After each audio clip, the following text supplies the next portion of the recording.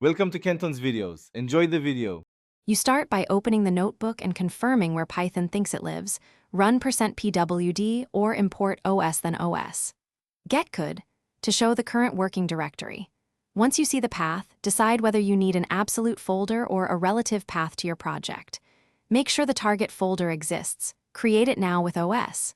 Make dears path exist OK equals true if needed. This avoids permission errors later and lets you change paths confidently.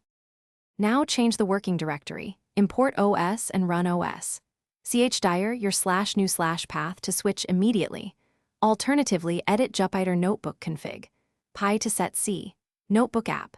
Notebook dir equals your /new/path if you want a persistent default. Restart the server after saving.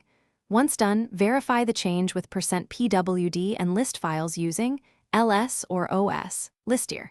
To confirm you're in the expected folder, make sure relative paths resolve correctly and that you have red/write permissions.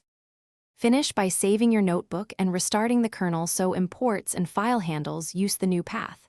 If you can't access files, check file permissions, the running kernel's environment, and Jupyter server logs for errors. Make sure you're editing the active Jupyter Notebook config. Pi and that paths are absolute when in doubt. Symbolic links can help unify locations. If problems persist, restart the Jupyter server.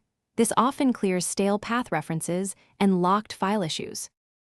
Thanks for watching. Consider subscribing if we helped you.